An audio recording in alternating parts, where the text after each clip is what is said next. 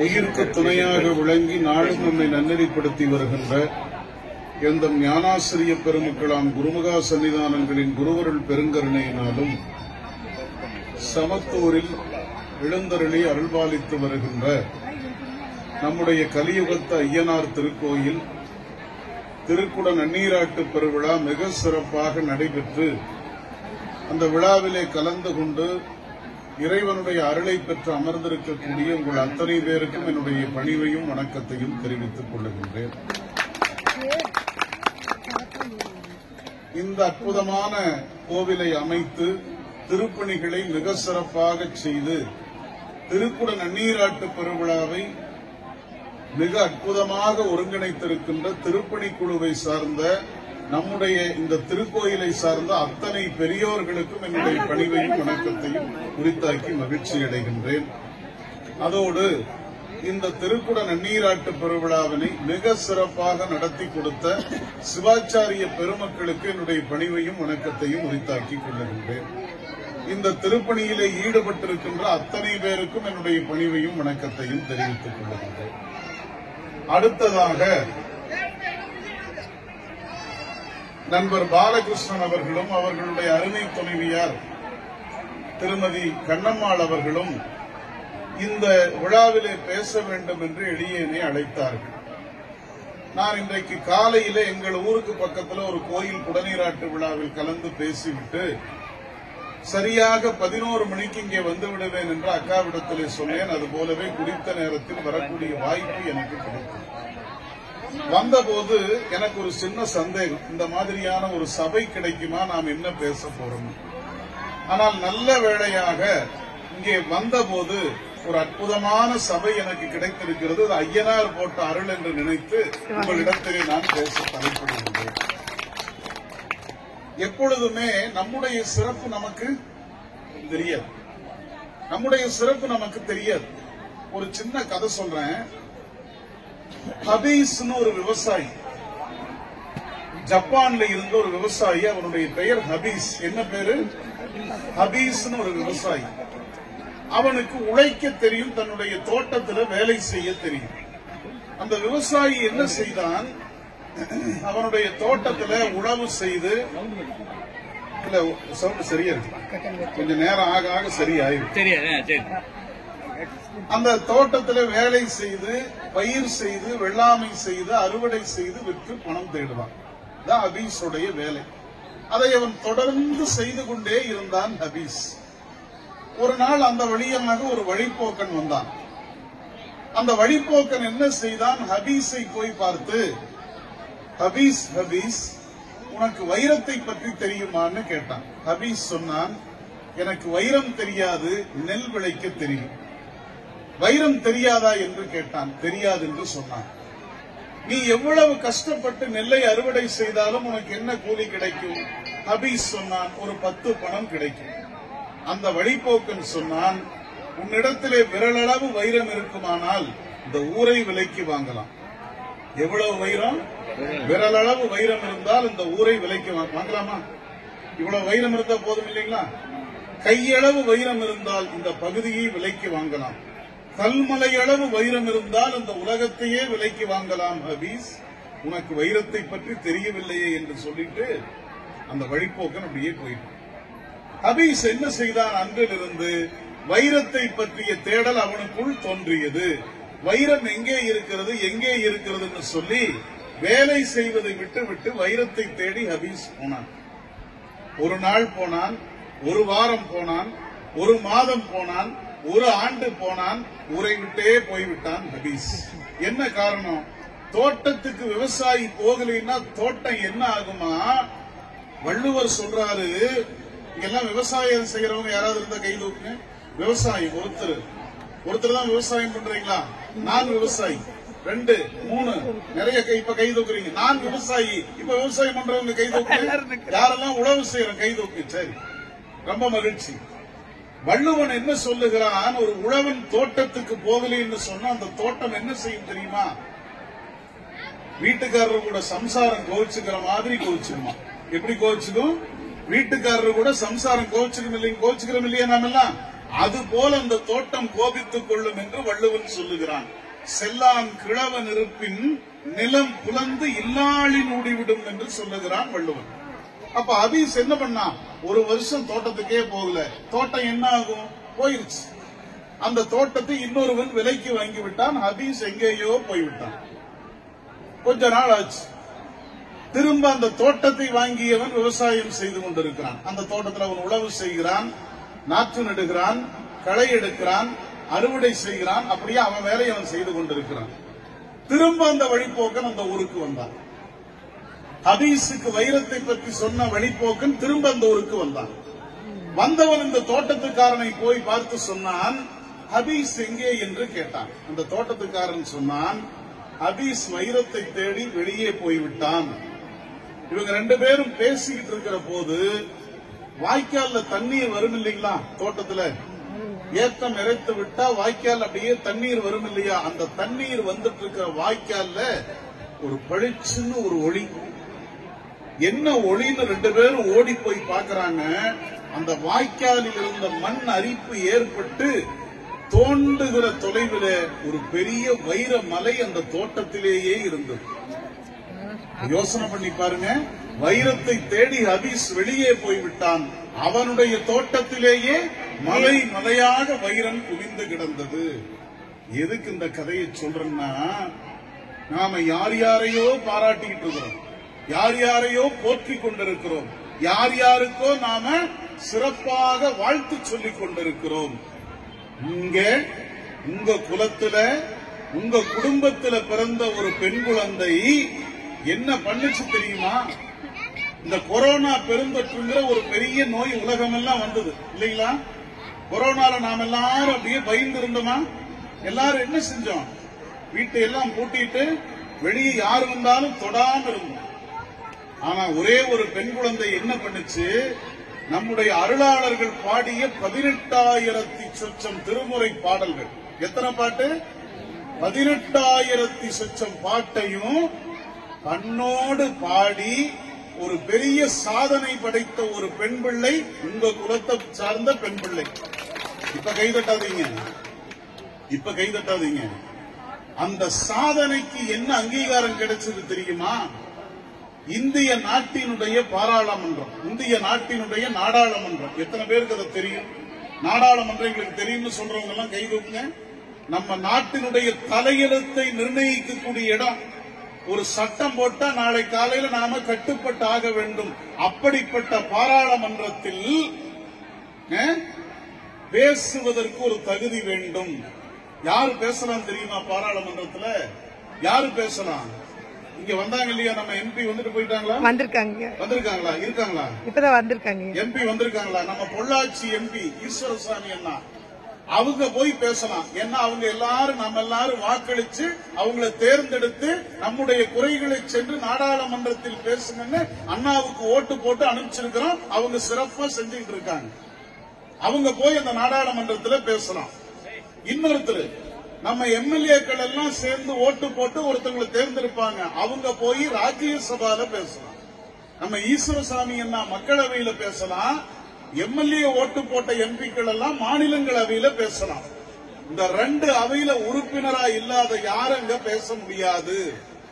இந்த ரெண்டு அவையில உறுப்பினரா இல்லாத யாரும் அங்க பேச முடியாது, ஒரே ஒருத்தரை தவிர. அவங்கதான் நம்ம நாட்டினுடைய துணை ஜனாதிபதி. அந்த துணை ஜனாதிபதி மட்டும் ரெண்டு அவையில உறுப்பினரா இல்லாட்டியும் பேசலாம். ஏன்னா அவங்க பதவி வழியாக மாநிலங்களவையினுடைய தலைவர். அவங்கள தவிர்த்து ஒன்னா உறுப்பினரா இருக்கணும், இல்லாட்டி 6 மாசத்துல உறுப்பினர் ஆயிரணும். அப்படி உறுப்பினராகவும் இல்லாம 6 மாசத்துல உறுப்பினராக ஆகாம ஒரு குரல் ஒலித்தது என்று சொன்னால், நம்முடைய குலத்து பெண் பிள்ளை, நம்முடைய திருமகள் செல்வி உமாநந்தினியினுடைய குரல் தான் இந்த நாடாளுமன்றத்தில் ஒலித்தது. இது எவ்வளவு பெரிய பெருமை! நமக்கு அந்த பெருமதி தெரிந்ததா? எத்தனை பேருக்கு தெரியுது? தெரிந்தவங்க எல்லாம் கை தூக்குங்க. உமாநந்தினியினுடைய சிறப்பு எங்களுக்கு தெரியும், தெரிந்தவங்க எல்லாம் கை தூக்குங்க.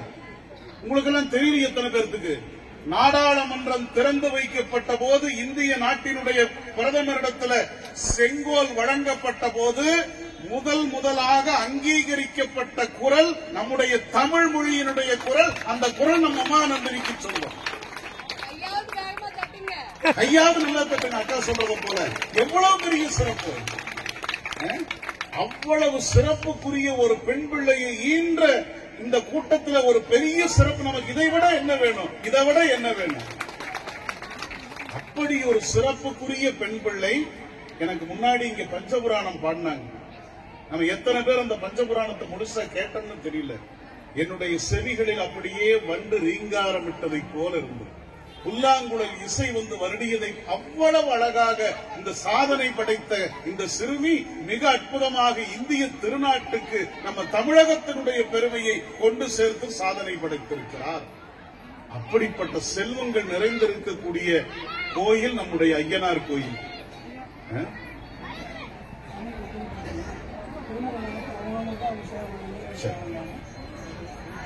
இங்க நம்ம சிவபெருமானுக்கு அபிடேகம் நடைபெறுகிறது. அவங்களே நீர் விட்டு அபிடேகம் செய்யலாம். விருப்பம் இருக்கிறவர்கள் சென்று அந்த வழிபாட்டில் கலந்து கொள்ளலாம் ஐயா சொல்றாங்க. வேண்டுங்கிறவங்க இங்க போய் பண்ணலாம். அப்படிப்பட்ட சிறப்பு மிகுந்த நம்முடைய கலியுகத்து ஐயனார் கோயில்ல இன்றைக்கு திருக்குட நன்னீராட்டு பெருவிழா மிக சிறப்பாக நடைபெற்று இருக்கிறது. நாம இப்ப இந்த இடத்துல எதுக்கு உட்கார்ந்து இருக்கிறோம்னா, நாம யாருன்னு கொஞ்ச நேரம் தெரிஞ்சுக்கணும். ஏன்னா நாம கோயிலுக்கு எதுக்கு போறோம்னு தெரியாம நம்ம கோயிலுக்கு போயிட்டு இருக்கோம். நம்ம கோயிலுக்கு போறோம், சாமியை கும்பிடுறோம், திருநீர் வாங்குறோம், வைக்கிறோம், ஒரு சுத்து வர்றோம், ஏதாவது பிரசாதம் கொடுத்தாங்கன்னா வாங்கி சாப்பிட்டு தட்டத்தில் ஒரு 100 50 காணிக்க போட்டு நம்ம வீட்டுக்கு போயிடுறோம். இதுதான் கோவிலுடைய பயனா? இல்ல, அது ஒரு தொடக்கம். நாம எதுக்காக கோயிலுக்கு போகணும், கோயில்ல நாம எதை பெற வேண்டும் அப்படிங்கிற ஒரு சிந்தனை மட்டும் ஒரு 20-25 நிமிடம் நாம சிந்திக்கிறதுக்கு இந்த நேரத்தை நாம பயன்படுத்துவோம். சரிங்களா? சரி, வேற ஒண்ணும் இல்ல. காலையில குடநீராட்டு விழா நம்முடைய குருமகா சன்னிதானங்கள் எல்லாம் வந்து மிக சிறப்பாக இந்த வேள்விச்சாலையில் இருந்து நம்முடைய ஐயனார் இப்ப கோயிலுக்குள்ள போயிட்டார் இல்லைங்களா? கோயிலுக்குள்ள போயிட்டார். நாம எல்லாம் என்ன செஞ்சிருக்கிறோம்? இங்க வந்து வணங்கக்கூடிய வாய்ப்பு நமக்கு கிடைத்திருக்கிறோம். இப்ப இந்த கூட்டத்துல இது எத்தனாவது குடமுழுக்கு? மூன்றாவது குடமுழுக்கு. போன கும்பாபிஷேகத்தை நான் பார்த்தேன் அப்படிங்கிறவங்க 5வது குடமுழுக்கு. மகிழ்ச்சி. இது போன முறை நான் பார்த்தேன் அப்படிங்கிறவங்க எல்லாம் கை தூக்குறேன். போன குடமுழுக்கில் நான் கலந்து கொண்டேன். சரி, அதுக்கு முன்னாடி நடந்த குடமுழுக்கில் நான் கலந்து கொண்டேன் அப்படிங்கிறவங்க கை தூக்குறேன். 1 2 3 4 5 6 7 8 9 10. தம்பி கை தூக்குறாரு. அவர் எப்படி பிறந்திருப்பாரு தெரியலையே. சரி, பரவாயில்ல, மகிழ்ச்சி. தம்பி கவலைப்படாத, இன்னும் 3 குடமுழுக்கை நீ பார்ப்பாய். அதற்கு பிறகும் நீ பார்ப்பதற்கு கலியுகத்து ஐயனார் உனக்கு அருள் செய்வார். இல்ல, ஒரு முறை கைதட்டுங்களா அந்த தம்பிக்கு? ஏன் கைதட்ட மாட்டேங்கிற? தூக்கம் வருதோ? கைதட்டினா 2 நன்மை. கைதட்டினா 2 நன்மை. கொஞ்சம் இருங்க.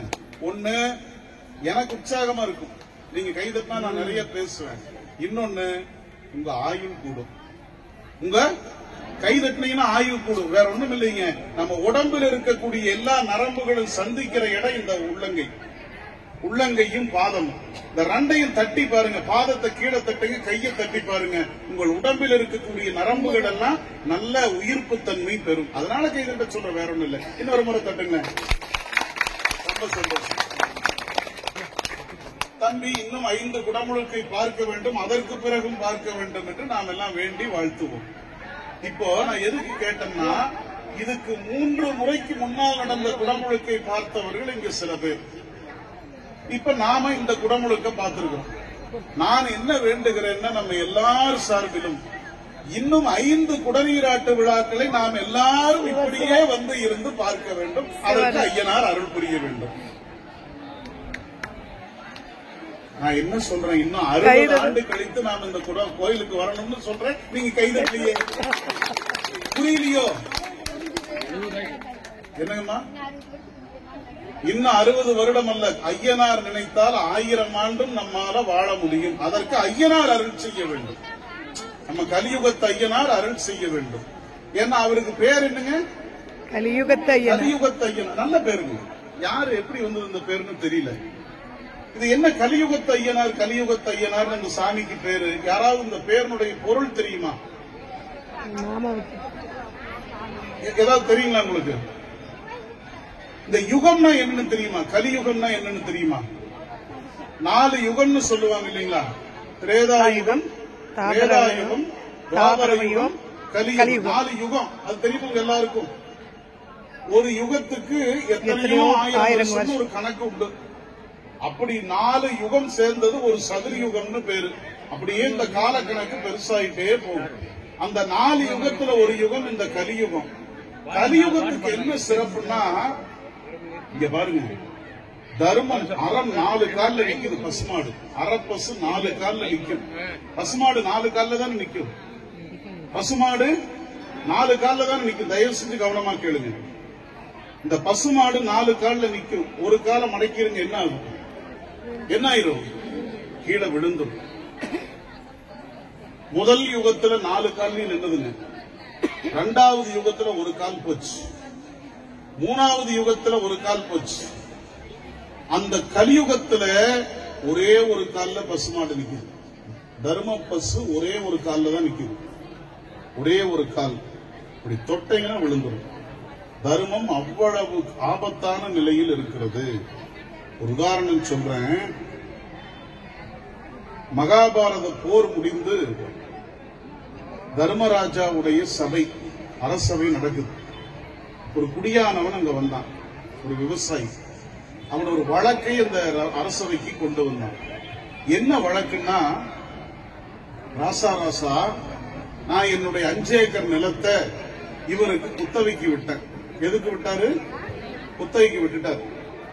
நேத்து இவர் இந்த நிலத்தை உழுதுட்டு இருந்த போது 2 அடிக்கு கீழே ஒரு பெரிய பானையில புதையல் கிடைச்சிருச்சு. என்ன கிடைச்சது? புதையல் கிடைச்சிருச்சு. கவனமா கேளுங்க. நேத்து இவர் அந்த நிலத்தை உழுதுட்டு இருந்த போது 2 அடிக்கு கீழே ஒரு பானை நிறைய பொற்காசு புதையல் கிடைச்சிருச்சு. அதுக்கு என்னப்பா பிரச்சனை? தர்மர் கேட்டார். ராஜா, அந்த குடியானவன் சொன்னான், வேற ஒண்ணும் இல்லைங்க ராஜா, இந்த புதையல் யாருக்குங்கிறது பிரச்சனை. இந்த புதையல் யாருக்கு சொந்தம்னு பிரச்சனை. சரி, உன்னுடைய வாதம் என்ன? அந்த விவசாயி சொன்னான், ராசா, நான் எப்ப என்னுடைய நிலத்தை ஒரு குத்தகைக்கு விட்டனோ அப்ப அந்த நிலம் யாருக்கு உரிமை? அவருக்கு உரிமை. அதனால அந்த புதையல் அவருக்குத்தான் சொந்தம்னு இவன் சொன்னான். என்னப்பா பிரச்சனை? வழக்கு முடிச்சது, நீ புதையல் எடுத்துட்டு போ. அந்த குத்தகைக்கு எடுத்த விவசாயி கிட்ட ராசா சொன்னார். அவன் சொன்னான், ராசா ராசா, குத்தகைக்கு விட்ட நிலத்துல மேல் மண் மட்டுமே எனக்கு உரியது, மேல இருக்கிற மண் மட்டும்தான் எனக்கு உரியது.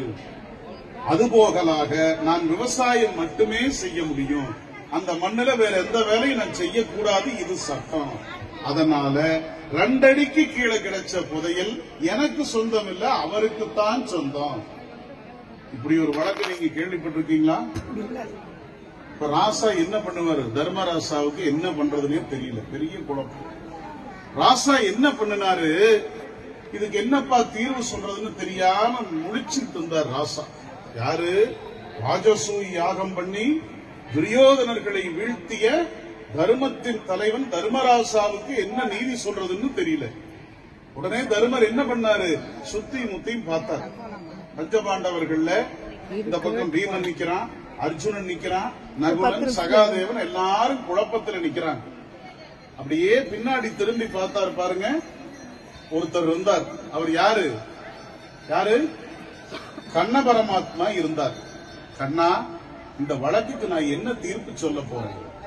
கண்ணன் சொன்னாரு, ஒன்னும் கவலைப்பட வேண்டாம் தர்மரே, இந்த வழக்கு தீர்ப்பு ஒரு நாள் தள்ளி வைன்னு சொன்னார். என்ன சொன்னாரு? ஒரு நாள் தள்ளி வைன்னு சொன்னார். அப்பவே வழக்க தீர்ப்பு தள்ளி வைக்கிற பழக்கம் அன்னைக்கே இருந்திருக்கு. சரி, தள்ளி வச்சாச்சு. நாளைக்கு வாங்கப்பா பேசிக்கலான்னு சொல்லியாச்சு. சபை கலைஞ்சது. எல்லாரும் வீட்டுக்கு போனாங்க. தர்மரும் அரண்மனைக்கு போனாரு. மறுநாள் பொழுது விடிந்தது. சபை கூடியது. எல்லாரும் வந்து உட்கார்ந்தாங்க. கூப்பிடுப்பா 2 பேர்த்தையும் தர்மர் கட்டளையிட்டார். அந்த விவசாயியும் குத்தகைக்கு எடுத்தவனும் திரும்ப அரசவைக்கு வந்து நின்றார். கண்ணன் சொன்னாரு, இப்ப வழக்கு கேளுங்க. சரியப்பா, நேத்து சொன்னீங்களே, இப்ப சொல்லுங்கன்னு கேட்டார். அந்த விவசாயி நிலத்தினுடைய உரிமையாளர் சொன்னாரு, ராசா ராசா, நேத்து நான் தப்பா சொல்லிட்டேன். அவரு சொன்னதுதான் சரி. பூமி என்னோடது. நான் நிலத்தை மட்டும்தான் குத்தகைக்கு விட்டுருக்கிறேன். 2 அடிக்கு கீழே இருக்கிற எந்த பொருளும் எனக்கு தான் சொந்த ராசா. அதனால எனக்கே கொடுத்துருங்கன்னு சொன்னார்.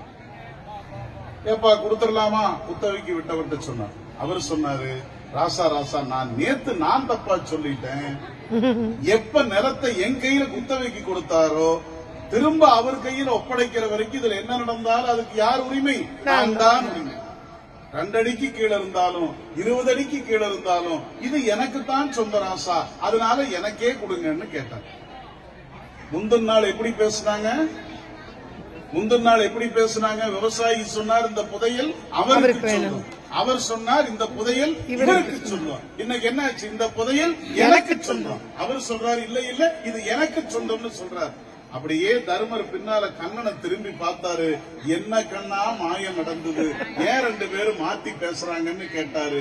கண்ணன் சொன்னாரு, தர்மரே கலியுகம் இன்றைக்கு பிறந்து விட்டது. எப்படி கலியுகம் பிறந்து? இப்ப கலியுகம் பிறந்தா என்ன ஆகும்னு பாத்தீங்களா? எனக்கு உனக்குங்கிற சண்டை போய் எனக்கு தான்கிற சண்டை வந்துருச்சு. இதுதான் கலியுகத்தினுடைய தன்மை.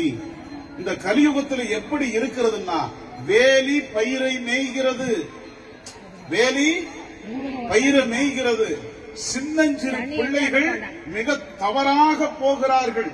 வயோதிகத்தில் இருக்கிற பெரியவர்கள் எல்லாம் அறிவை சிந்திக்கவில்லை. இப்படியாக இந்த கலியுகம் குழம்பி கிடக்கிறது.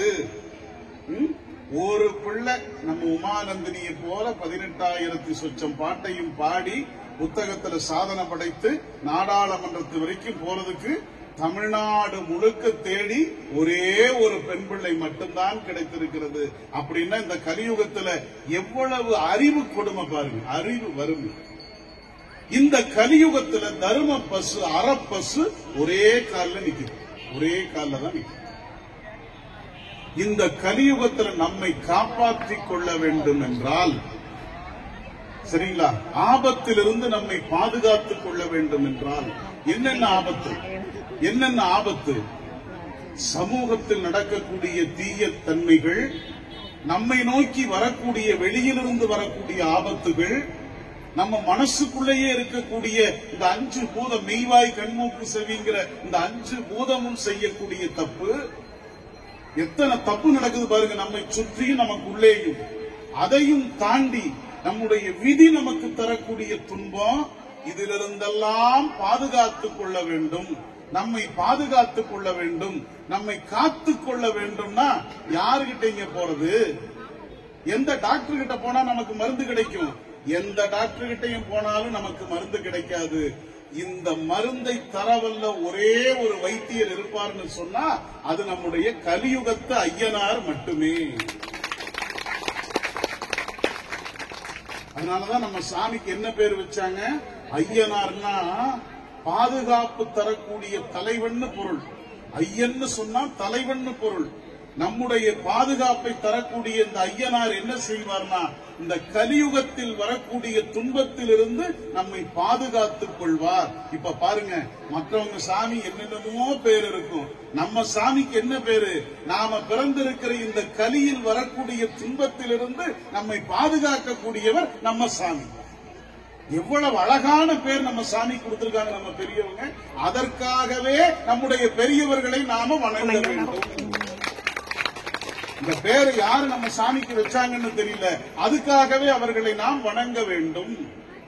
அப்படி கலியுகத்து ஐயனாருடைய அருள் இருக்குமானால் இந்த கலி கொடுமையிலிருந்து நாம் தப்பித்துக் கொள்ளலாம். நம்புங்கள், வேற எந்த வாய்ப்பும் கிடையாது.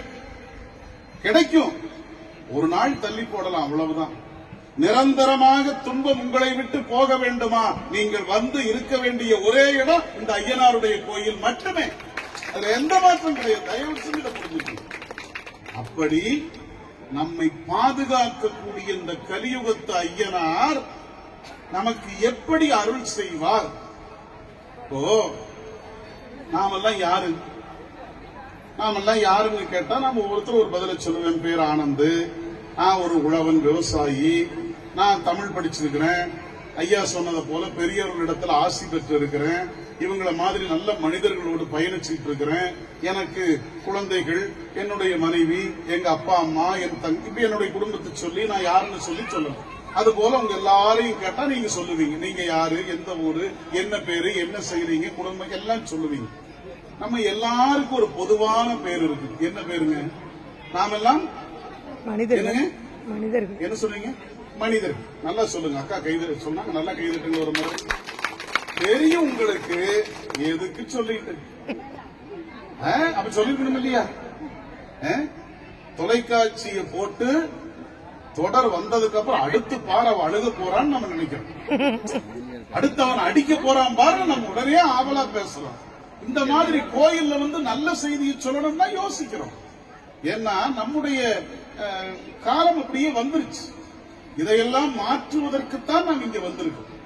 இந்த உண்மையை நாம புரிந்து கொள்ள வேண்டும். எவ்வளவு ஒரு அற்புதமான வாய்ப்பு இந்த இடத்துல நமக்கு சாமி கொடுத்திருக்கிறார்.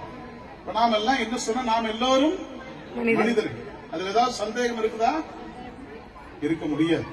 நாம் எல்லோரும் மனிதர்கள். ஆனா நான் சொல்றேன், இந்த மனிதர்களா நாம் உடனே வந்துட்டோமா? கொஞ்ச நேரத்துக்கு முன்னாடி இங்க சிவபுராணம் பாடினாங்க. சிவபுராணம் பாடினாங்க கேட்டீங்களா? நமச்சிவாய வாழ்க, நாதன்தான் வாழ்க, இமைப்பொழுதும் என் நெஞ்சில் நீங்காத. அப்படியே பாடிட்டு வந்தாங்க.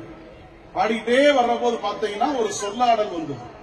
புல்லாகி ஊடாகி ஊடாகி புழுவாகி மரமாகி பல்விருகமாகி பறவையாய் பாம்பாய் கல்லாய் மனிதராய் பேயாய் தேர்களாய் வல்லசுரராய் முனிவராய் தேவராய் எல்லா பிறந்துட்டோம்னு சொல்லிட்டு மாணிக்க வாசகருக்கு ஒரு சந்தேகம், இதை தாண்டி ஏதாவது பிறவி இருந்து என்ன பண்றது? செல்லான் என்ற தாவர சங்கமத்துள் அடிச்சு விட்டார். அப்படி ஏதாவது ஒரு பிறவி இருக்குதா சார்? இருக்குது. எத்தனை வகையான உயிரினங்கள் இந்த உலகத்தில் உண்டு? 84 லட்சம் வகையான உயிரினங்கள் இந்த பிரபஞ்சத்தில் உண்டு. எத்தனை உண்டு? 84 லட்சம். மறந்துடாதீங்க. நாம நினைச்சிட்டு இருக்கிறோம் நம்ம மட்டும்தான். மனிதர்களை போல எல்லா மனிதர்களும் ஒரே உயிரினம் தான். மனிதன்னா ஒண்ணு, பசுமாடுனா ஒண்ணு, தென்னை மரம்னா ஒண்ணு, பூனைக்குட்டினா ஒண்ணு. இந்த மாதிரி 84 லட்சம் வகையான உயிரினங்கள் இந்த பிரபஞ்சத்தில் இந்த அண்டவெளியில உண்டு. நம்புங்க. அதுல ஒண்ணு கொரோனா பூச்சி. அதுல ஒண்ணு கொரோனா, அதுவும் ஒரு உயிரினம் தான். கண்ணுக்கே தெரியாத அந்த பூச்சி எவ்வளவு வேலை செஞ்சு 4 வருஷம் உலகத்தை அடக்கி வச்சிருச்சு. பாத்தீங்களா? 4 வருஷம். தொட்டா தீட்டு, பேசுனா தீட்டு, பார்த்தா தீட்டு. இதெல்லாம் காதுல தான் கேட்டிருக்கிறோம். கிட்ட யாராவது பேசுனா 10 அடி தள்ளி. இப்படி உட்கார்ந்துருக்குமா கொரோனா காலத்துல? இந்த அம்மா எங்கிருந்து வந்ததோ, இந்த அண்ணா எங்கிருந்து வந்தாரோ, அவரு நல்லா இருந்தாலும் பரவாயில்ல, பக்கத்து வீட்டுக்காரருக்கு பிரச்சனை இருக்கலாம், பஸ்ல வரும்போது கிருமி, இப்படி எல்லாம் சந்தேகப்பட்டோம் இல்லீங்களா? சந்தேகப்பட்டம் தானே, பட்டிருக்க வேண்டும். அதுதானே அரசாங்கம் சொன்னது, அதுதானே பாதுகாப்பு. அப்படியெல்லாம் தப்பிக்க வைத்து நம்மை அச்சப்படுத்தியது ஒரு உயிரினம். கொரோனா பூச்சிங்கிற உயிரினம் 4 வருஷம் கண்ணுக்கே தெரியாதுங்க. அப்படியெல்லாம் உயிரினங்கள் இருக்கிறது. அந்த உயிரினங்களில் இருந்தெல்லாம் மேம்பட்டு மேம்பட்டு தான் நாம யாரா வந்திருக்கிறோம்? மனிதனாக. யாரா வந்திருக்கிறோம்? மனிதன். சரி, உங்களை பார்த்து கேட்கிறேன், நாம் இந்த கோயிலுக்கு எத்தனை நாளைக்கு ஒரு முறை வரும்? சும்மா சொல்லுங்க, ஒன்னும் தப்பு இல்ல. வருஷத்துக்கு ஒரு முறை. வருஷத்துக்கு ஒரு முறை. அக்கா சொல்லுங்க, தப்பு இல்ல. வருஷத்துக்கு ஒரு முறையாவது வர்றமே. சரிங்களா? இன்னும் சில பேர் மாதத்துக்கு ஒரு முறை யாராவது வர்றீங்களா? மாதத்துக்கு ஒரு முறை அம்மா வர்றாங்க. அமாவாசைக்கு. நீங்க? இல்ல இல்ல இல்ல, இந்த சாமி பொதுவா ஊர்க்காரர் வர்றாங்க, தினமும் வருவாங்க. தினமும் வர்றாங்க. இந்த கோயிலுக்கு நாம வாய்ப்பு இருக்கிற போது வந்து போறோம்.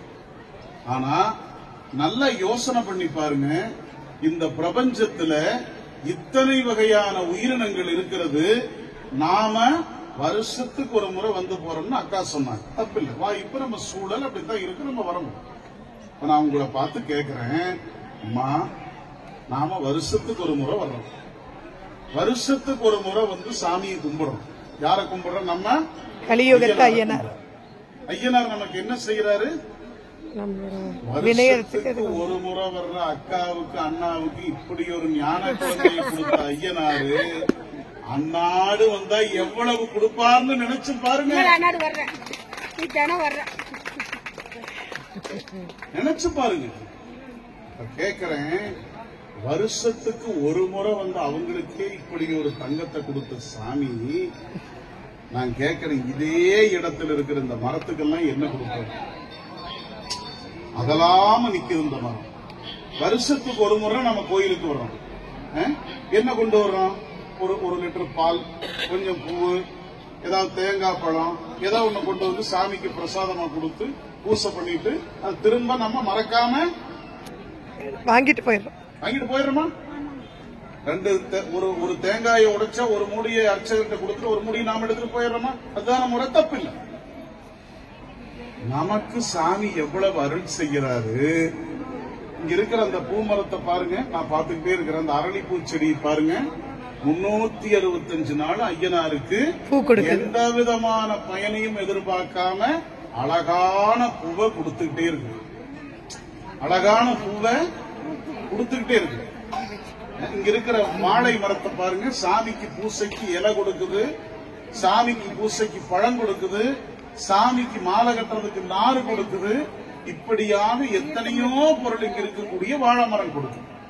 இந்த பூச்செடி, இந்த வாழை மரம், இந்த தென்னை மரம், இதெல்லாம் சாமிக்கு எத்தனையோ பொருளை எந்த விதமான எதிர்பார்ப்பும் இல்லாம கொடுத்துக்கிட்டே இருக்குது. நமக்கு இவ்வளவு அருள் செஞ்ச சாமி அந்த மரத்துக்கெல்லாம் என்ன செய்கிறார்? நீங்க கேள்வி கேட்கணும் இல்லையா? நான் இந்த வருஷம் இங்க வர்றேன், நான் ஒன்ன சொல்றேனுங்க, நான் உள்ள சாமியை பார்த்தேன்.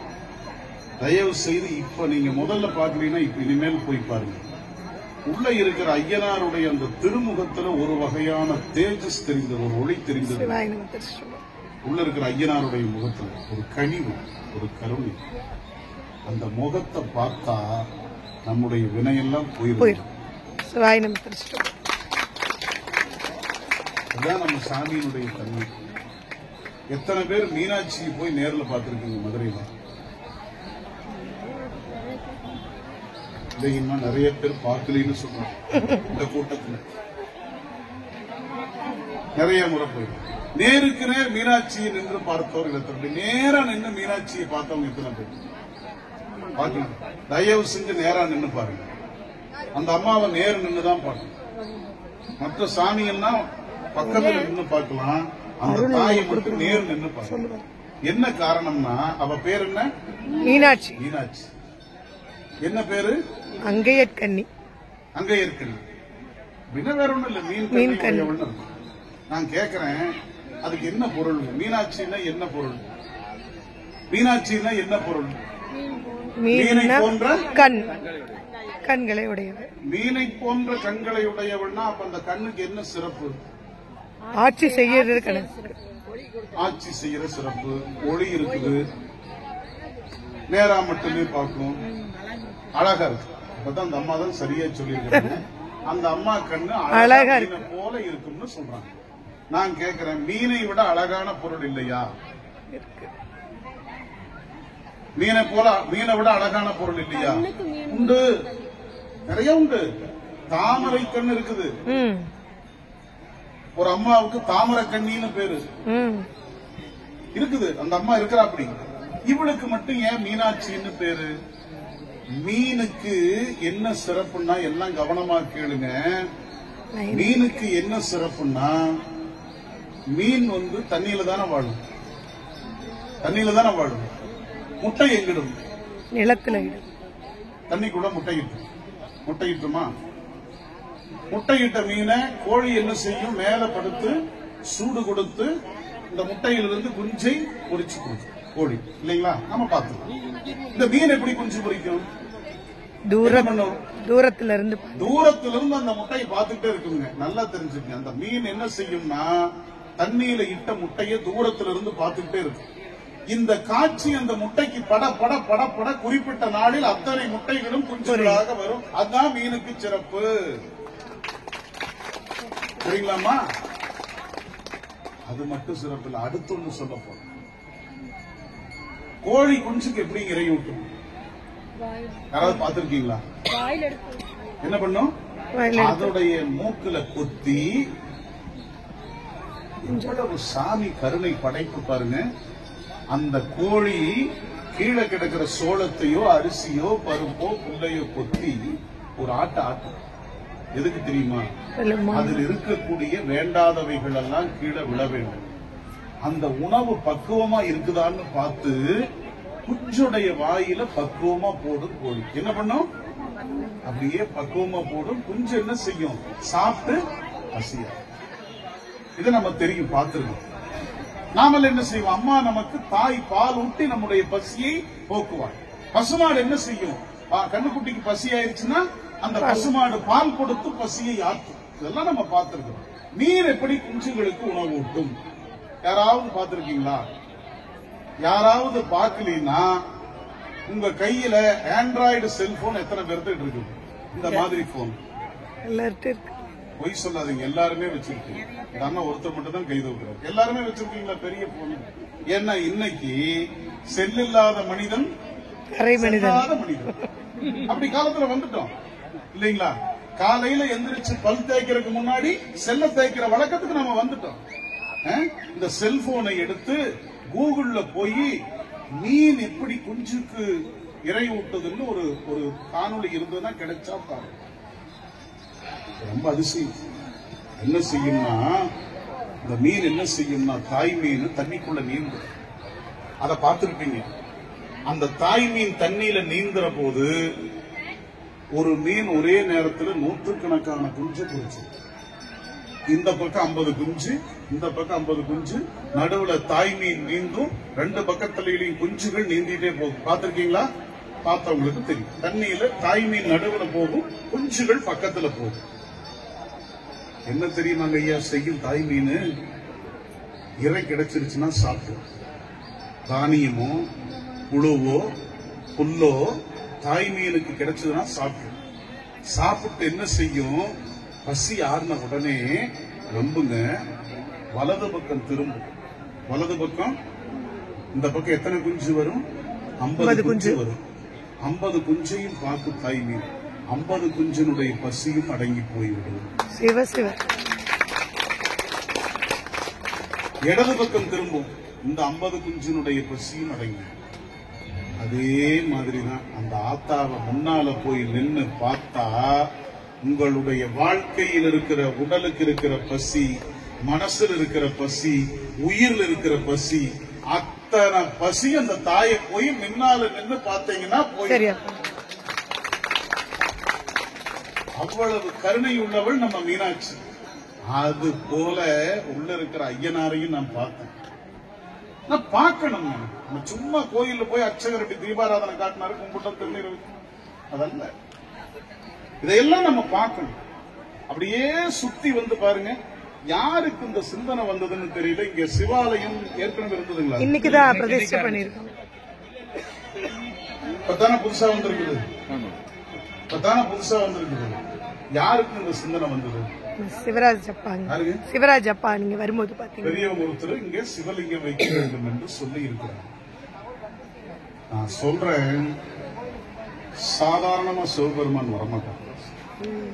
நீங்கள் எத்தனை பிறவியில் புண்ணியம் செய்தீர்களோ தெரியவில்லை, உங்களை தேடி சிவபெருமான் வந்திருக்கிறார். அந்த சிந்தனை வந்த பெருமகனாக எத்தனை முறை தொழுதாலும் சாதாரண விஷயம் இல்லை. பல்லூழி காலம், எத்தனை காலம், பல யுகங்களாக நாம் தவம் செய்தால் அந்த சிவபெருமானை நாம பெற முடியும். மாணிக்கவாசகர் சொன்னார், அழுதால் உன்னை பெறலாமே. உன்னை பெறலாம். யாரெல்லாம் அழுது தொழுகிறார்களோ அவர்களுக்கு சிவபெருமான் காட்சி கொடுப்பார். யார் எப்படி சிந்திச்சாங்கன்னு தெரியல.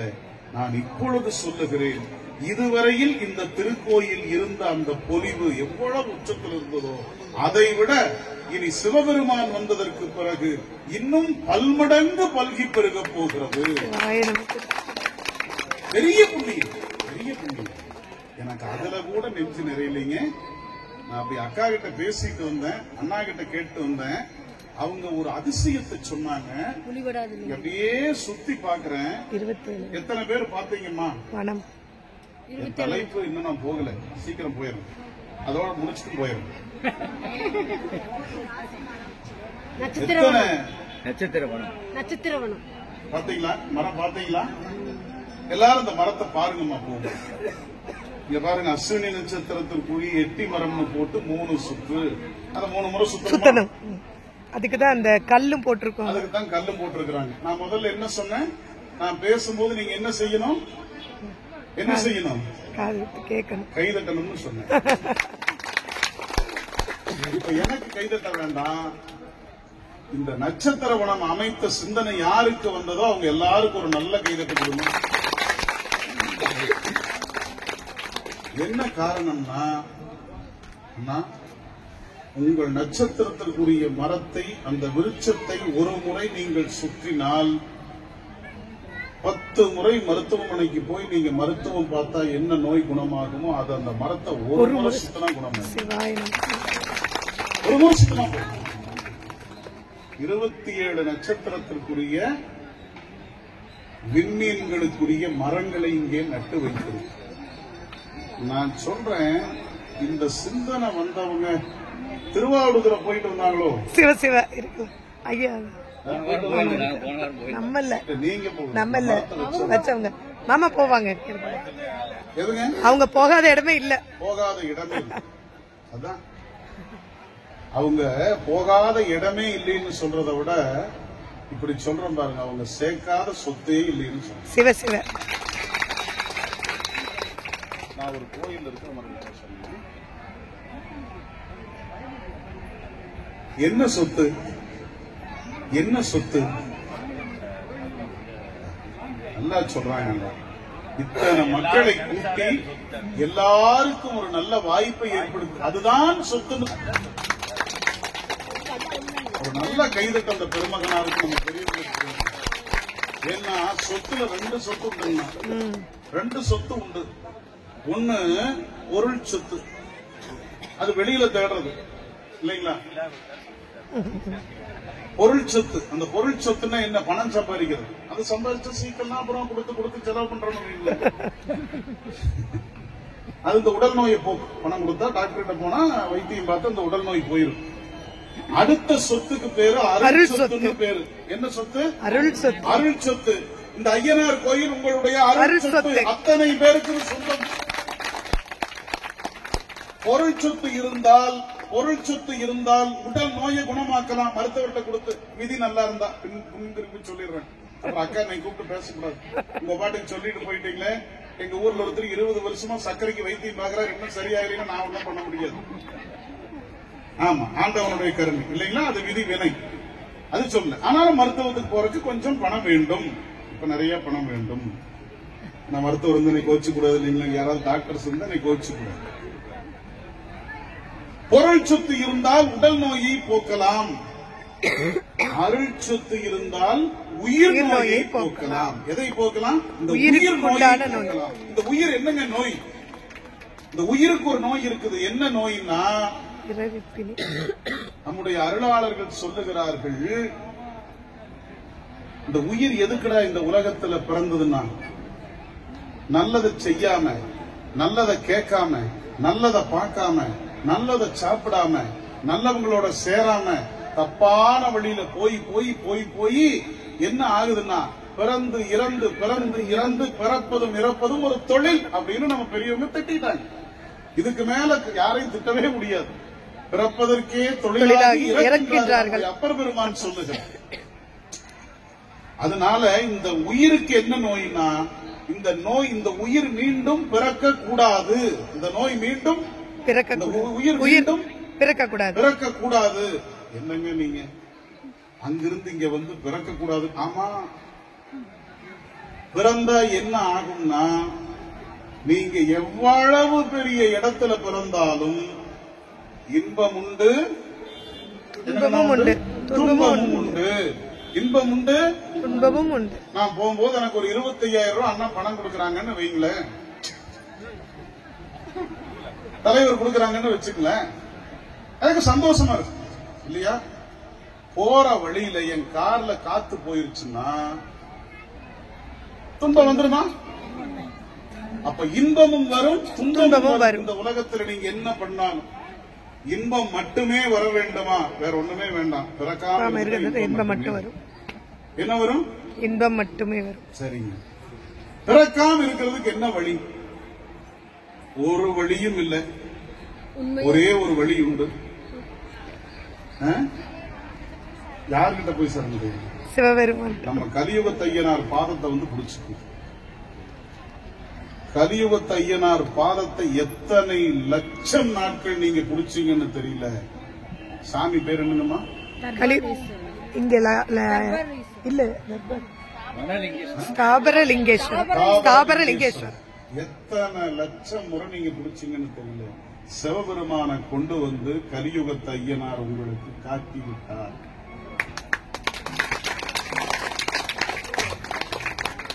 இதுதான் அவரை பிடிச்சதனுடைய பயன். இந்த உண்மையே நமக்கு சொன்னவர்கள் யார்? நான் வந்து சொன்னா இங்க யாராவது ஒருத்தர் கோபம் இருந்ததுன்னா என் மேல, நான் புரட்டு அந்த பக்கம் போனதுக்கு ஒரு கல்லெடுத்து அடிச்சுருவேன். பாதுகாப்புக்கு சொல்லி வைக்கிற அண்ணா, இது நான் சொன்னது அல்ல. யார் சொன்னது? பிறவாமல் இருக்க வேண்டும் என்றால் பெருமானுடைய திருவடியை பற்றிக் கொள்ள வேண்டும் என்று எனக்கு சொன்னவர் யார்? அக்கா சொன்னாங்களா? அண்ணா சொன்னாரா? இல்ல உமானந்தினி சொன்னாப்பியா? காலையில வந்த சாமி சொன்னாங்களா? இவர்கள் எல்லோரும் சொன்னார். நீங்க சொல்லலாம். பாலண்ணா சொல்லியிருப்பாருன்னா, இந்த கூட்டத்தில் யாரோ ஒருத்தருக்கு அவர் மேல கொஞ்சம் கோபம் இருக்குன்னு வச்சுக்கோங்க, அவர் சொல்றதையெல்லாம் நீ கேட்கறியா? கேட்கலாம் இல்லையா? நீ என்னை கேட்க சரி இல்ல, அவர் மேல எல்லாரும் நல்ல பெரியமா இருக்கு. அவருக்கு சொன்னது யார்? யாரோ ஒருத்தர் பேரை சொல்லுவாங்க. அவங்க மேல சில பேருக்கு கோபம் இருக்கு. அவங்க சொல்றதை நீ நம்புறியா? கேட்பாங்க இல்லீங்களா? இப்படியே இந்த கேள்வியை கேட்டுக்கிட்டே போங்க. அவங்களுக்கு சொன்னது யாரு, அவங்களுக்கு சொன்னது யாரு, அவங்களுக்கு சொன்னது யாருன்னு கேட்டுக்கிட்டே போனீங்கன்னா, பிறவாமல் இருக்க வேண்டும் என்றால் சிவபெருமானுடைய திருவடியை பற்றிக் கொள்ள வேண்டும் என்று சொன்னது யாருன்னா, யாருமா சொன்னா?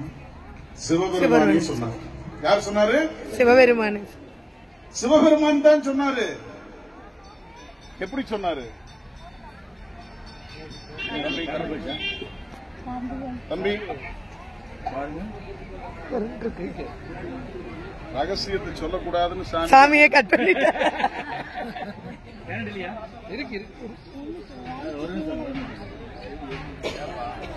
தண்ணி ஒருத்தவங்க கொண்டு கொடுங்க. தண்ணி இங்க இருக்கணும். எடுத்துட்டு வாங்க, எடுத்துட்டு வாங்க. ஹலோ, யார்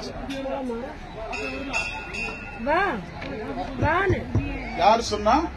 சிவபெருமானே. பிறவாமல் இருக்க வேண்டும் என்றால் சிவபெருமானுடைய திருவடியை பற்றிக் கொள்ள வேண்டும் என்று சொன்னது யார்? சிவபெருமான். அவர் சொன்னா மட்டும்தான் அது உண்மையாக இருக்கும். அவர் சொன்னா மட்டும்தான் அது உண்மையா இருக்கும். இல்லைன்னா என்ன ஆயிரும்னா இடைச்செருகல் ஆயிரும். என்ன ஆயிரும்? ஒண்ணும் இல்லைங்க. இப்போ எனக்கு சில மருத்துவ குறிப்புகள் எல்லாம் தெரியும். என்னை டாக்டர்னு யாரும் நினைச்சிடாதீங்க. உங்களுக்கு தெரிந்ததுல கொஞ்சம் எனக்கு தெரியும், உங்களுக்கு தெரிந்ததுல கொஞ்சம் எனக்கு தெரியும். எனக்கு பணம் கொடுத்தீங்கன்னா ஒரு ரகசியத்தை சொல்லுங்க. ரகசியத்தை சொல்லிடுறேன், போகும்போது கொடுத்துருங்க. அண்ணா அதுக்கு உத்தரவாதம். உங்க வீட்டுல 2 பொருளை பத்திரமா வைங்க. 2 பொருள் தயவு செஞ்சு எல்லா தாய்மார்கள் இருக்கிறீங்க, பத்திரமா வைங்க. 2 பொருள் என்னன்னா, ஒன்று தேன். எதுங்க? தேன். இன்னொன்று தேங்காய் எண்ணெய். இந்த 2 பொருளையும் பத்திரமா கண்ணு படுற இடத்துல வைங்க. கண்ணுக்கு தெரியற மாதிரி வைங்க. எதுக்குன்னா, இந்த உடம்புல நோய் 2 இடத்துல வரும். ஒன்னு வெளியில வரும், இன்னொன்னு உடம்புக்கு உள்ள வரும். உடம்புக்குள்ள நோய் வந்தா அதை ஆற்றுகிற வல்லமை எதுக்குண்டு? தேனுக்குண்டு. அதனாலதான் சாமிக்கு நாம தேன் அபிடேகம் செய்யணும். புரிஞ்சிருச்சா? நம்ம சாமிக்கு எதுக்கு தேன்ல அபிடேகம்? சாமிக்கு அபிடேகம் பண்ற பொருளை எல்லாம் ஒரு முறை பாருங்க. நம்ம கோயிலுக்கு வந்தா இதையெல்லாம் பார்க்கணும். சிதம்பரத்துல எத்தனை குடம் சாமிக்கு பால் ஊத்திட்டே இருப்பாங்க. இதெல்லாம் ஒரு தத்துவம் உண்டு. தேன் ஊத்திட்டே இருப்பாங்க, சந்தனம், திருநீர் எல்லாம் அந்த சாமிக்கு எப்படியே குடங்குடமா அபிஷேகம் நம்ம சாமிக்கும் பண்ணுவாங்க. எதுக்குன்னு நம்ம பார்க்கணும். இதெல்லாம் ஒரு தத்துவம் உண்டு. இந்த தேனை எப்படி சாப்பிடுறது? ஸ்பூன்ல எடுத்து அப்படி நாக்கில் விட்டுலாமா? தேனை வந்துன்னா நக்கிதான் சாப்பிடணும் சொன்னாங்கன்னா, தேனை நக்கிதான் சாப்பிடணும். எப்படி சாப்பிடுறாங்க? நக்கி, நாவில் நக்கி சாப்பிட வேண்டும். பூனை எப்படி பால் குடிக்கும்? நாக்கில் நக்கித்தானே குடிக்கும். ஆனா இப்போ நாகரீகங்கிற பேர்ல எல்லாத்தையும் நம்ம கெடுத்து வச்சுட்டோம். எல்லாத்தையும் நம்ம என்ன சொல்றாங்கன்னா, இப்ப நாகரீகம் இந்த கையில உணவை கலக்க கூடாதுங்கிறாங்க. ஏன்னா இந்த கை என்னுடைய கை, இதுல உணவை கலக்கணும்னா எப்படி அடுத்தவனுக்கு வியாபாரம் ஆகும்? அடுத்தவன் விற்கக்கூடிய பொருட்களை கொண்டு வந்து அதுல கலக்கி சாப்பிடணும்னு சொல்றாங்க. ஆனா நம்ம கையில பிசைந்து சாப்பிட வேண்டும். தேனை எப்படி சாப்பிட? உள்ளங்கையில விட்டு 4 காசளவுக்கு தேனை விட்டு நுனிநாக்கிலிருந்து கடைநாக்கு வரையில் படுற மாதிரி தேனை நக்கி சாப்பிட வேண்டும். அப்படி சாப்பிட்டா அந்த 4 அளவுக்கு விட்ட தேன் உங்க நாக்கில் இருக்கிற உமிழ்நீரோடு கலந்து போச்சுன்னா எந்த மருந்து நீங்க வாங்கி சாப்பிட வேண்டாம், உங்களுடைய அல்சர் நோய் குணமாகும். இத சொல்லிக் கொடுத்த இடம் நம்ம ஐயனார் கோயில் தேனபிஷேகம் பண்றோம். வெளியில புண்ணாயிருச்சா நீங்க மருத்துவம் பார்க்கணும்னா பாருங்க, நான் வேண்டான்னு சொல்ல. புண்ணுடைய தன்மையை பொறுத்து, ஏன்னா பெண் குறிப்பு நான் சொல்லிடுறேன். ஆனாலும் தென்னை மரத்து தேங்காய் எண்ணெய் எப்படி தடவுனீங்கன்னா அந்த புண்ணு குணமாகும். இதெல்லாம் ரகசியம், நம்முடைய குறிப்புகள்.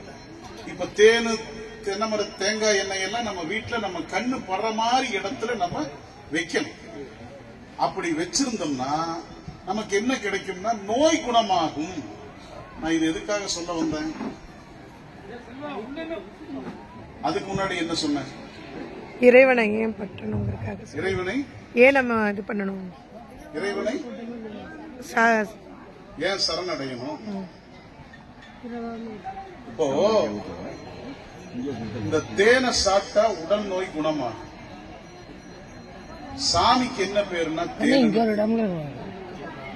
ஏன் தேன் எப்படி உடல் நோயை குணமாக்குகிறதோ இறைவனாகிய தேன் நம்முடைய உயிர் நோயை குணமாக்குவார்.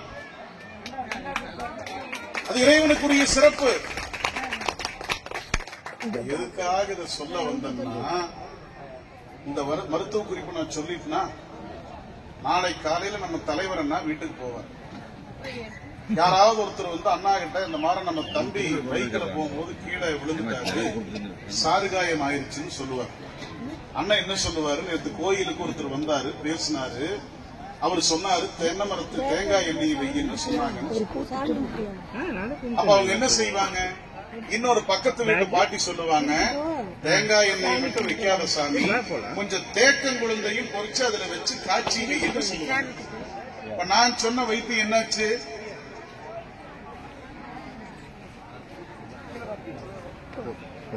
நான் சொன்ன வைத்தியத்தோட இன்னொன்னு சேர்ந்துருச்சா? மனிதர்கள் சொன்ன எந்த பொருளோடும் இன்னொன்று கலந்துவிடும். கலக்காமல் ஒன்று வந்து சேர வேண்டும் என்றால் அதை சொன்னவன் யாராக இருக்க வேண்டும்? இறைவனாக இருக்க வேண்டும். சிவபெருமானுடைய திருவடியை பற்றினால் பிறப்பில்லை என்று சிவன் சொன்ன காரணத்தினால நமக்கு அதுல கலப்பு வல்ல. சரிங்களா? சிவன் யாரிடத்தில் சொன்னார்? நேத்து நான் இரவு 10 மணிக்கு தூங்கினேன்னு வச்சுக்கேன். நல்லா இருக்கு. நேத்து இரவு 10 மணிக்கு நான் தூங்கினேன். 12 மணிக்கு சிவபெருமான் என்னை தட்டி எழுப்பினார். நாளை காலை நீ சமத்தூர் போற, கலியுகத்து ஐயனார் கோயில்ல பேச போற, அதை போய் சொல்லுன்னு சாமி என்கிட்ட சொல்லிவிட்டார். அப்படி நான் சொல்ல முடியுமா? சொல்ல முடியுமா? சொல்லுவாரா சாமி என்கிட்ட? ஏனென்றால் சொல்வதற்கு சாமி தயார், கேட்பதற்கு நாம தயார். சொல்லற வாயி சாமியினுடைய வாயி ஞான வாய். கேட்கிற என்னுடைய காது ஞான காது இல்ல, இது ஊனக்காது. எப்படி ஊனக்காதுன்னா, காலையில பேப்பரை எடுத்து டிவியை திறந்து பார்த்தா வரக்கூடிய எல்லா கெட்டதும் என் காதுல வந்து விழுது. எந்த காதுக்கு கெட்டது வந்து சேரவில்லையோ அந்த காதுக்கு ஞான காதுன்னு பேரு. இன்னையிலிருந்து நீங்க இதெல்லாம் விட்டுட்டீங்கன்னு சொன்னா உங்க காதும் ஞான காது ஆயிடும். சரி, அப்ப யாரோ ஒருத்தர் ஞான காது வச்சிருப்பாங்க இல்லையா? அவங்க யாரு? அவங்க யாருன்னா சிவபெருமான் அப்படி கீழே பார்த்தார். அவருடைய வாகனம் யாரு? காளை மாடு. நந்தியம்பெருமான். அவர்கிட்ட சொல்லிட்டார், ஏய் நீ பிறக்காம இருக்கணுமா, என் பாதத்தை பிடிச்சுக்கோன்னு நந்தியம்பெருமான் சொன்னார். அவர் என்ன செஞ்சார் தெரியுமா? அப்படியே தேடி பார்த்தார். தமிழ்நாட்டுல, கர்நாடகாவில, பெங்களூர்ல, மைசூர்ல, பங்களாதேஷ்ல, அமெரிக்கா எல்லா பக்கம் தேடி பார்த்தார். யாருமே அந்த காது இருக்கிறவங்க இல்ல. அவர் என்ன செஞ்சாரு தெரியுமா? உடனே பக்கத்துல இருக்கிற சனத்குமாரருக்கு சொல்லிட்டார். அவர் ஒரு முனிவர், இந்த பேரெல்லாம் பின்னாடி சொல்றேன். அந்த சனத்குமாரர் என்ன பண்ணாரு? சத்யஞான ஒரு முனிவருக்கு சொல்லிட்டார். அவர் என்ன பண்ணாரு? பரஞ்சோதி முனிவர் ஒரு முனிவருக்கு சொல்லிட்டார். அந்த முனிவர் என்ன பண்ணாரு? கைலாயத்திலிருந்து அப்படியே வானத்துல போயிட்டு இருக்கிறாரு. இதுவரைக்கும் இந்த செய்தி கைலாயத்துல மட்டுமே இருந்தது. இனி மண்ணுலகத்துக்கு போகணும்னு நினைச்சவரு அப்படியே சுத்தி பார்த்துட்டே போனாரு. எல்லா ஊர்லயும் தேடி பார்த்தாரு. அமெரிக்கால பார்த்தாரு, ஞானக்காது இல்ல. ஐரோப்பால பார்த்தாரு, ஞானக்காது இல்ல. அரேபியால பார்த்தாரு, ஞானக்காது இல்ல. டெல்லிக்கு போனாரு, இல்ல. பாகிஸ்தானுக்கு போனாரு, இல்ல. பக்கத்துல இருக்கிற மாலத்தீவுக்கு போனாரு, அங்கேயும் இல்ல. கேரளாவுக்கு போனாரு, அங்கேயும் இல்ல. எங்கேயுமே இல்ல. தமிழ்நாட்டுக்கு வந்தாரு. பெண்ணாகடங்கிற ஒரு ஊரு, ஒரு விவசாயி வீட்டுல ஒரு சின்ன பிள்ளை, 2 வயசு. அந்த குழந்தைக்கு சுவேதவன பெருமாள் வெண்காட்டடிகள்னு பேரு. அந்த குழந்தை தெருவுல விளையாண்டு இருந்தது. அங்கிருந்து பரஞ்சோதி முனிவர் கீழே பார்த்தாரு பாருங்க. அந்த குழந்தையை பார்த்தாரு. அந்த குழந்தையினுடைய காது ஞானக்காது. அந்த குழந்தைகிட்ட சொல்லிட்டாரு. எந்த ஊர்ல? பெண்ணாகட ஊர்ல. அந்த குழந்தை என்ன பண்ணுச்சு? அப்புறம் 3 பேருக்கு சொல்லிச்சு. இப்படியாக அந்த ரகசியம் வந்து கொண்டே இருந்தது. அந்த பரம்பரையில அந்த ஞான உபதேசத்தை பெற்றுக்கொண்டு ஒவ்வொரு பகுதியிலும் மக்களுக்கு பக்குவமா சொல்றதுக்கு ஞானிகள் வந்து சேர்ந்தார்கள். ஒவ்வொரு ஊருக்கும் ஒவ்வொருத்தர் வந்தாங்க. எப்படி தெரியுமா?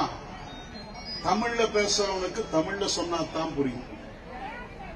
மலையாளத்துல பேசுறவங்களுக்கு மலையாளத்துல சொன்னாதான் புரியும்.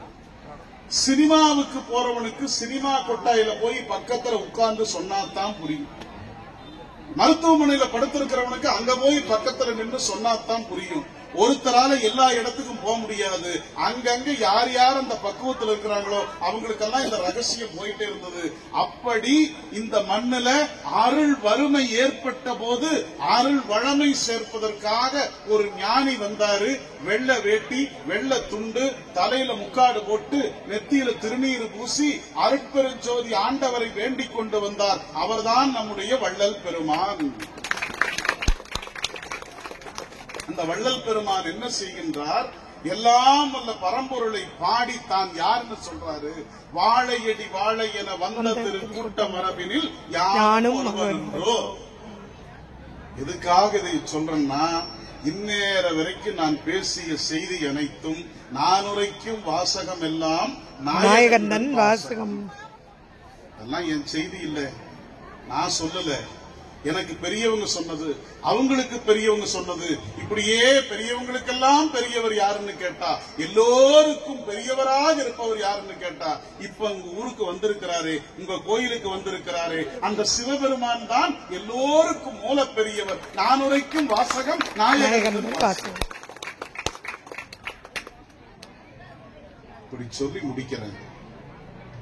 வாழை மரத்துக்கு என்ன சிறப்புன்னு அப்ப சொன்னேன். எத்தனையோ மரத்தை நம்ம பார்க்கிறோம். முடியிலிருந்து அடி வரைக்கும் மனிதனுக்கு பயன் தரக்கூடியது வாழை மரம், இல்லைங்களா? பழம் கிடைக்குது, அந்த பூவை ஒடிச்சா அதுல இருந்து நம்ம சாப்பிடலாம்.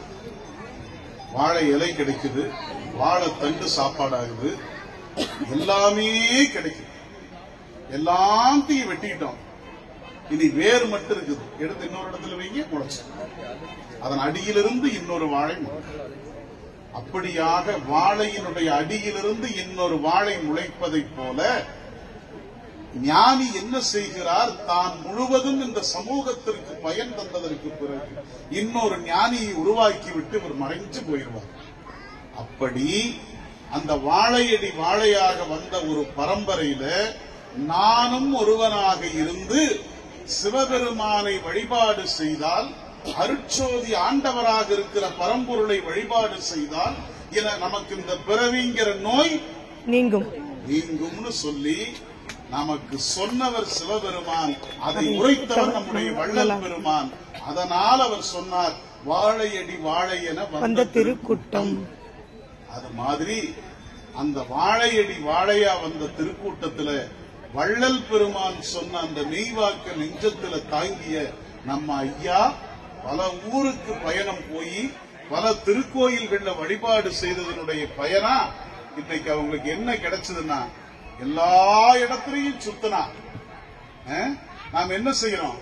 தாசில்தார பார்க்கிறோம், என்ன செய்யறோம்? செயலாளரை பார்க்கிறோம், மாவட்ட அலுவலரை பார்க்கிறோம், ஒவ்வொருத்தரா பார்த்துட்டு இருக்கிறோம். இத்தனை பேர்த்த பார்க்கிறோமே, ஏன் நாம கலெக்டரையே பார்த்துடலான்னு முடிவு பண்ணி நம்ம பெரியவங்க என்ன செஞ்சிருக்கிறாங்க?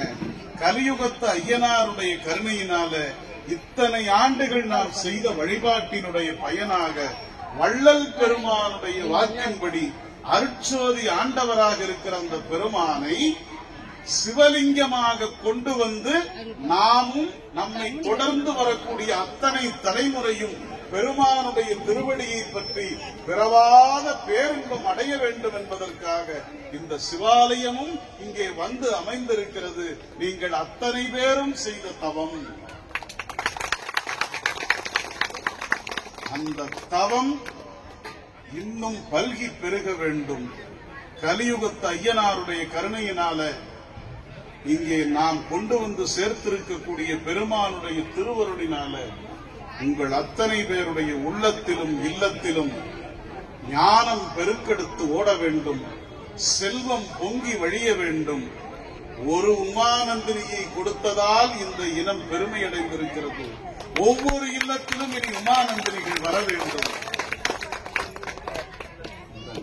மாநிலம், இந்த நானிலம் உய்வு பெற வேண்டும் என்பதை என்னுடைய வேண்டுதலாக ஐயனார் திருவடியிலும் ஆண்டவன் திருவடியிலும் வள்ளல் பெருமானுடைய திருவடியிலும் என்னுடைய வேண்டுதலாக வைத்து வள்ளலார் வேண்டுகிற வேண்டுதலை சொல்லி நிறைவு செய்கிறேன். எனக்கு பணம் வேணும், எனக்கு ஆரோக்கியம் வேணும், என் பொண்ணுக்கு திருமணம் நடக்கணும், என் பையனுக்கு நல்ல பொண்ணு கிடைக்கணும், நல்ல மாத்திரை கிடைக்கணும், நல்ல மருத்துவம் எல்லாம் கேட்கல வள்ளல் பெருமான். என்ன கேட்டாரு? அப்பா நான் வேண்டுதல் கேட்டு அருள் புரிவதற்கு வேண்டும். என்ன கேட்கிறாரு? சாமி, நான் வேண்டுதல் வைக்கிற எனக்கு அருள் புரிதல் வேண்டும். என்ன சொன்னார் தெரியுமா? எனக்கு இந்த நாட்டினுடைய தலைவர் பதவி வேண்டாம், செல்வம் வேண்டாம், எல்லாம் வேண்டாம். அப்பா நான் வேண்டுதல் கேட்டு அருள் புரிதல் வேண்டும். என்ன கேட்டார் தெரியுமா? ஆருயிர்க்கெல்லாம் அன்பு செயல் வேண்டும். உலகத்தில் இருக்கிற எல்லா உயிரினத்திற்கும் நான் அருள் செய்ய வேண்டும். அப்பா நான் வேண்டுதல் கேட்டு அருள் செய்ய வேண்டும். ஆருயிர்கெல்லாம் நான் அன்பு செய்ய வேண்டும். எப்பாரும் எப்பதமும் எங்கனமும் நான் சென்று எந்த இனது அருட்புகளை இயம்பியிடல் வேண்டும். அதான் உமானந்தினி. அதான் நாங்க செஞ்சுக்கிறோம். எங்க போனாலும் சிவனுடைய பெருமையை பேசும். சிவனுடைய பெருமையை பேசினால் அவனியில் உய்வு பெறலாம். அதனால இந்த உலகத்தில் இருக்கிற மற்றவர்களுடைய புகழை பேசுவதை விட தலைவனாக இருக்கிற பெருமானுடைய புகழை எப்பாரும் எங்கனமும் நாம் சென்று எந்த புகழை செப்பாத மேல்நிலை மேல் சுத்த சிவ மார்க்கம் திகழ்ந்தோங்க அருட்சோதி செலுத்தியிடல் வேண்டும். அதுக்கு மேல சொல்றாரு சாமி, தப்பேரும் நான் செய்கிறேன், நீ பொறுத்தல் வேண்டும். நான் தப்பு செய்வேன், ஏன்னா என்னுடைய இயல்பு.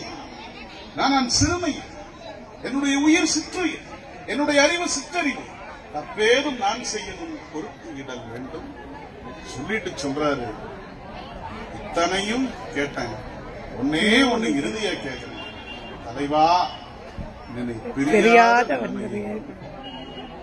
ஒன்னில்லை, பிறவி இல்லாமல் இருக்க வேண்டும் என்றால் பெருமானுடைய காலை பற்றிக் கொள்ள வேண்டும். அதற்கு வழிவகுத்தவர் நம்முடைய கலியுகத்து ஐயனார். அதனால் அந்த கருணையா இருக்கிற சாமியை பாருங்க, சிவனை கும்பிடுங்க, வாழ்க்கையில் வளம் பெறுவீர்கள். நன்றி, வணக்கம்.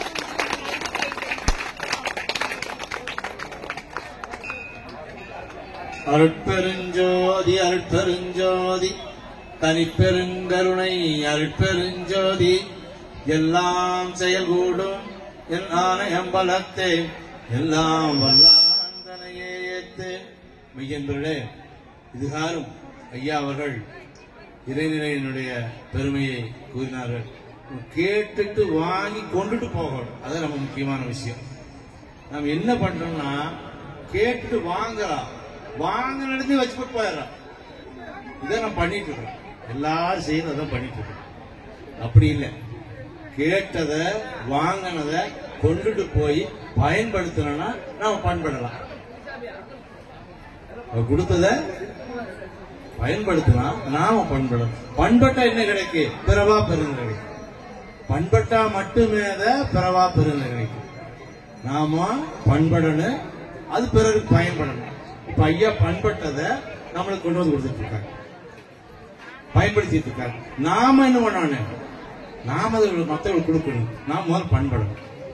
எல்லாத்தையும் சிறந்தாழ்த்தி கேட்டுக்கிறோம். ஒரு சிலர் சைவம் எல்லாம் இருக்கலாம். சைவராகாம நீங்க என்ன பூஜை, என்ன யாகம், என்ன யோகம் என்ன பண்ணனாலும் பிறவி வீணா போயிடும். முதல் தகுதி சிலர் வருத்தமா கூட இருக்கலாம், இருந்தாலும் சொல்ற மனிதன் சொல்லுவதற்கு முதல் தகுதி சைவன். அப்ப நாம யாரு நம்ம மனிதனா இருக்கிறோமா, மனித உடம்பு மட்டும் இருக்கிறோமான்னு பார்க்கணும். இந்த உடம்புக்கு பேர் இல்லைங்க மனிதன், மனசுக்கு பேர் தான் மனிதன். மனசுக்கு சொன்னத மனம் இருக்கிறதா மனிதன், மனம் இல்லைன்னா மனிதன் கிடையாது. அப்ப அந்த உடம்புக்கு பேர் இல்லை. அதனால எல்லாரும் சிறந்தாழ்த்தி இந்த பொன்னாள்ல கேட்டுக்கிறா. யாரா சிலர் இருப்பாங்க, அவங்க எல்லாம் மாத்தி இது கிடைச்ச வாய்ப்பு. இறைவன் பிறப்பு கொடுத்ததே பெரிய வாய்ப்பு. 84 லட்சம் ஜீவராசிகளை படைச்சவன் நம்மளை படைச்சு அவங்களெல்லாம் நம்மளுக்கு துணை செய்ய கொடுத்தாங்க. இந்த 84 லட்சம் வகை துணை நமக்காகவே கொடுத்தாங்க. இப்ப நாம் எப்படி இருக்கணும்? அதுகளுக்கு துணையா இருக்கணும். அந்த ஜீவர்களுக்கு அந்த உயிர்களுக்கு துணையா இருக்கணும். நம்ம ஜீவாத்மா பரமாத்மா நமக்கு கொடுத்தாங்க. இப்ப நாம் என்ன பண்ணணும்? எல்லாரும் திரும்ப திரும்ப தயவு கூர்ந்து கேட்கிறோம். யாராவது சைவம் இல்லாம இருந்தோம்னா இன்னைக்கே சங்கல்பம் எடுத்துட்டு இந்த விழாவில் சங்கல்பம் எடுத்துட்டீங்கன்னு சொன்னா நீங்க ஒரு 12 வருஷத்துக்கு முன்னாடி சங்கல்பம் எடுத்த அர்த்தம். இன்னைக்கு எடுத்துக்கிட்டீங்கன்னா 12 வருஷத்துக்கு முன்னாடியே நீங்க அந்த பழக்கத்தை மாத்தி வந்ததாக அவங்க கணக்கு. நம்ம கிட்ட இருக்கிற இப்ப நம்ம மாமிசம் சாப்பிடணும் சொன்னா அதை விட்டுட்டு 12 வருஷம் ஆகணும் அந்த எச்ச நம்ம உடம்பு விட்டு போறோம். அதனால தெரிஞ்சுக்கங்க, அந்த எச்சம் நம்ம உடம்புல இருக்கிற அது சுத்தமாக இருக்கு 12 வருஷம் ஆகும். ஆனா இன்னைக்கு சங்கல்பம் எடுத்துட்டீங்கன்னா நீங்க 12 வருஷத்துக்கு முன்னாடி சைவரானு அர்த்தம். புரியுதுங்களா? அப்ப பெரும் பாக்கி. அது ஐயா ரொம்ப அழகா உங்களுக்கு சொன்னாங்க. இதெல்லாம் நம்ம பயன்படுத்தி இன்றைக்கு அதோட இன்னைக்கு ரொம்ப பொறுமையா கேட்டுருக்கீங்க. நாங்க அங்கதான் இருந்தோம், பார்த்துட்டு தான் இருந்தோம். ரொம்ப அமைதியா உட்கார்ந்து கேட்டேன். என்ன காரணம்னா கட்டி போட்டாங்க, அன்பால கட்டி போட்டாங்க. அன்பெனும் பிடியுள் அகப்படும் மலையே, அன்பெனும் குடிமுகம் அரசே, அன்பெனும் வலைக்குட்படுவரம் பொருளே, அன்பெனும் கரத்தமர் அமுதே, அன்பெனும் கடத்துள் அடங்கிடும் கடலே, அன்பெனும் உயிரொழில் அறிவே, அன்பெனும் அணுவுள் அமைந்த பேரொழிய. அன்புங்கிற அணுவுல அந்த பேரொழி வரும். அணு அமைந்த பேரொழி. அன்புருவா பரசிவம். பரசிவத்துக்கு உருவம் கேட்டா என்ன சொல்ல முடியும்? அன்புதான். நாம அன்பா இருந்தோம்னா நம்ம பரசிவ நிலைக்கு அவனால் உயர்த்தப்படுகிறோம். அவன் வேற நாம வேற இல்ல. அந்த அன்பு செலுத்தினாத்தான் அந்த பரசிவ நிலைக்கு நம்மளை கொண்டு போவோம். இப்ப நாம அன்பு செலுத்தணும். நாம என்ன பண்றோம்? வம்பு செலுத்திட்டு இருக்கோம். அதை விட்டு போட்டு எது வேணுமோ அதை விட்டு போட்டு அடுத்தது பண்றோம். அதனால எல்லாரும் தயவு கூர்ந்து இதெல்லாம் சிறமேற்கொண்டு இன்னும் சந்ததிகளுக்கு சொல்லணும். இந்த உலகம் உய்வதற்காக வருவிக்கப்பட்டவர்கள் தான் வள்ளல் பெருமான். நமக்கு எல்லா எளிமையும் சொல்லிக்கிறாங்க. மற்ற ஞானிகள் எல்லாம் கூட காட்டுல போய் தவம் செய்ய சொன்னாங்க இல்லைங்களா? காட்டுல போய் தவம் பண்ண சொன்னாங்க, பிரம்மச்சரியங்களை பிடிக்க சொன்னாங்க, இதெல்லாம் சொன்னாங்க. வள்ளல் பெருமான் இருக்கிற இடத்துல இரு, 2 வேலை செய்யும், சத்விசாரம் பண்ணு. இறைவன் யார், நான் யார், இறைவனோட பெருமை என்ன, என்னோட சிறுமை என்ன, இதை தெரிஞ்சு சிறுமையை விட்டுடு, அவன் பெருமை பேசு. ஜீவகாரணி பண்ணு. உன்னால முடிஞ்சது என்ன முடியுமா, இன்னதான் பண்ணுவாங்க, கட்டாயமெல்லாம் கிடையாது. என்ன முடியுமோ ஜீவகாரணி பண்ணு.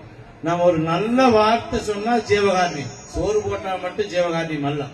நல்ல வார்த்தை, சாமி நல்லா இரு சாமி அப்படி மனப்பூர்வமா சொன்னா பெரிய ஜீவகாரணி. சோறு போட்டதை விட பெரிய ஜீவகாரணி. அந்த சோறு போட்டா கூட ஒரு அந்த வேலைக்கு அடுத்த வேலை பசிக்கு. ஆனா இது அது உயிர்ல சேர்றது. அது மாதிரி நம்மளால என்ன முடியுமோ அதுக்காக சாப்பாடு நம்ம கையில வச்சுக்கிட்டு நம்ம நல்லா சாமி சொல்லிட்டு போற தப்பா போயிடும். நம்மகிட்ட இல்லாம இருந்து சொல்லணும். நம்ம கொடுக்க முடியல, இந்நேரம் முடியல சாமி, ஆனா இறைவன் கொடுப்பான். நீ நல்லா இருன்னு சொன்னா உங்க கண்ணெதிர அவங்களுக்கு கிடைக்கும். நம்ம பார்க்கவே நம்ம கண்ணெதிர இன்னொருத்தருக்கு கொண்டாந்து அவங்களுக்கு கொடுப்பாங்க. பிரார்த்திப்பவர் பிரார்த்தனைக்கு பதிலளிக்கணும்னு சொல்றாங்க. யார் ஒருத்தர் இன்னொருக்காக மனப்பூர்வமா பிரார்த்திக்கிறோமோ அந்த பிரார்த்தனை ஏற்று அவங்களுக்கு அருள் செய்யறாங்க. அவங்களுக்கு அந்த தகுதி இருக்குதா இல்லையா கேள்வியே இல்லை. அப்ப நாம பிரார்த்திக்கிற தகுதியை நம்ம வளர்த்துட்டா போதும், இறைவன் நமக்கு எல்லா வகையிலும் துணை செய்வாங்க. இந்த நன்னாளில ஐயா அவர்கள் இங்க நமக்கெல்லாம் அமுது கொடுத்தாங்க. இந்த அமுதை பருகியவர்கள் தேவர்களாக, அமுது பருகினாக்கு தேவர்கள் ஆக முடியும். அமுத பருகிறமா கையில வச்சுட்டு எங்காவது விட்டுட்டு போயிருக்கோம், அவரவர் தான் பருகும். அதுக்கு யாரும் வேற பொறுப்பாக முடியாது, வேற ஒருத்தர் பொறுப்பாக முடியாது. வாங்கின கொண்டு போக வேண்டியது அவரவர் பொறுப்பு, அதை பயன்படுத்த வேண்டியது அவரவர் பொறுப்பு. எல்லாரும் பயன்படுத்தி அந்த தேவ நிலைக்கு நம்ம உயிரினம் கேட்டுட்டு ஐயா அவர்களுக்கு இந்த விழாக்குழுவின் சார்பிலும் உங்கள் சார்பிலும் அவர்களுக்கு சிறப்பு செய்கின்றோம். அருட்பெருஞ்சோதி அருட்பெருஞ்சோதி தனிப்பெருங்கருணை அருட்பெருஞ்சோதி. நாடுடைய சிவனே போற்றி, எந்நாட்டவர்க்கும் இறைவா போற்றி. அருட்பெருஞ்சோதி அருட்பெருஞ்சோதி தனிப்பெருங்கருணை அருட்பெருஞ்சோதி. எடுத்துட்டீங்க.